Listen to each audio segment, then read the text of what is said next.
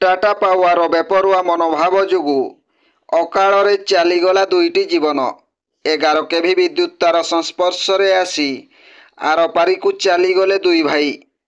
ବାଲେଶ୍ୱର ଜିଲ୍ଲା ଜଳେଶ୍ୱର ଥାନା ଅନ୍ତର୍ଗତ କପାସୁଦା ଗ୍ରାମର ଦୁଇ ଭାଇ ଜଗନ୍ନାଥ ଜେନା ଏବଂ ରବୀନ୍ଦ୍ର ଜେନା ନିଜ ବିଲକୁ ଚାଷ କାମ ପାଇଁ ଯାଇଥିବା ବେଳେ 11 କେଭି ବିଦ୍ୟୁତ ତାର ସଂସ୍ପର୍ଶରେ ଆସି ଉଭୟ ଦୁଇ ଭାଇଙ୍କର ମୃତ୍ୟୁ ହୋଇଛି। ପୂର୍ବରୁ ତାର ଛିଡ଼ି ପଡ଼ିଥିବା ବେଳେ ଅଜାଣତରେ ତାର ସଂସ୍ପର୍ଶରେ ଆସି ଯାଇଥିଲେ। ଫଳରେ ଏଭଳି ଅଭାବନୀୟ ଘଟଣା ଘଟିଯାଇଛି। ଉକ୍ତ ଦୁଇ ଭାଇ ଘରକୁ ନ ଫେରିବା ଦେଖି ପରିବାର ଲୋକେ ବିଲକୁ ଯାଇଥିଲେ। ପରିବାର ଲୋକମାନେ ପ୍ରିୟଜନଙ୍କୁ ହରାଇ ବିକଳ ଚିତ୍କାର ଶୁଣି ପାଖ ଅଞ୍ଚଳର ଲୋକମାନେ କ'ଣ ହେଲା ବୋଲି ଦୌଡ଼ିବାକୁ ଲାଗିଲେ। କିଛି ସମୟ ମଧ୍ୟରେ ଜନଶୂନ୍ୟ ସ୍ଥାନରେ ଲୋକଙ୍କର ଭିଡ଼ ଲାଗିଲା। ଦୁଇ ଭାଇଙ୍କର ଅକାଳ ମୃତ୍ୟୁ ପାଇଁ ଟାଟା ପାୱାରକୁ ଦାୟୀ କରିବା ସହିତ କ୍ଷତିପୂରଣ ପାଇଁ ଦାବି ମଧ୍ୟ କରିଥିଲେ।